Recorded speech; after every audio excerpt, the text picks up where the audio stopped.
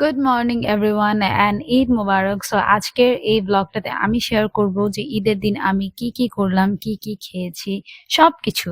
So শুরুতেই আপনারা দেখতে পাচ্ছেন আমি নাস্তার জন্য পরোটা ভেজে নিচ্ছি।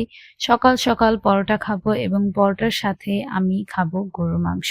হ্যাঁ, যেহেতু ঈদ ছিল আমি শুরুই করেছি গরুর মাংস দিয়ে। So I love this combination. এর পাশাপাশি ছিল চা।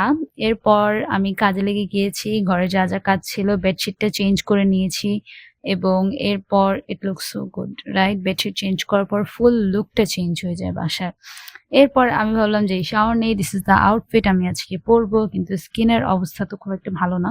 সো একটু রূপচর্চা করে নিই। এই হোমমেড ফেস প্যাকটা আমি ইউজ করি প্রায়ই, অ্যাটলিস্ট উইকে 2 থেকে 3 বার সময় পেলেই আমি এটা ইউজ করে থাকি। তো এখানে আমি একটু বেসন নিয়েছি, এর পাশাপাশি ছিল হলুদ এবং একটু টক দই। সো এটাকে আমি 10 মিনিটের মতো রেখে তারপর আমি শাওয়ারে চলে যাব।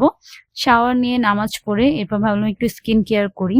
শুরুতেই আমি একটা ময়শ্চারাইজার নিয়ে নিব, যে সিম্পলের যে ময়শ্চারাইজারটা আছে সেটা অ্যাপ্লাই করে নিচ্ছি। এরপর একটা ন্যাচারাল লিপ বাম আছে, এটা আমি কোনো একটা পেজ থেকে অর্ডার করেছিলাম, আমার এক্স্যাক্টলি মনে নেই। তারপর আমি আমার হেয়ারে এই সিরামটা ইউজ করব। আমার হেয়ার খুবই ফ্রিজি ছিল, এটা ইউজ করার পর থেকে it has become really good and soft. এরপর আমি লাঞ্চ করে নেব। লাঞ্চে ছিল পোলাও, রোস্ট এবং গরুর মাংস। লাঞ্চটা শেষ করে আমি রেডি হয়ে নিচ্ছি, আমি এবং শি ইজ মাই নিস মানহা। মানহাকেও রেডি করে দিলাম। আমি আমার একটা get ready with me video shoot করেছি, আপনারা যদি দেখতে চান আমাকে জানাবেন, আমি ওটাও আপলোড করে দিব। সো ক্যামেরাটা অন করে একটু গিয়েছিলাম আর ওর দুষ্টামি শুরু।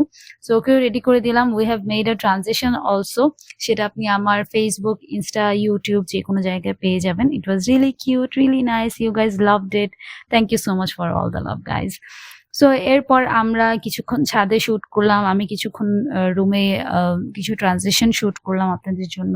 ওয়েদারটা দেখতে সুন্দর ছিল কিন্তু সেদিন অনেক গরম ছিল। I got really tired. So makeup and সবকিছু এক্সারসাইজ খোলার পর আমি বাসায় এসে হোমলেস কাপড়ে ফিরে এসেছি।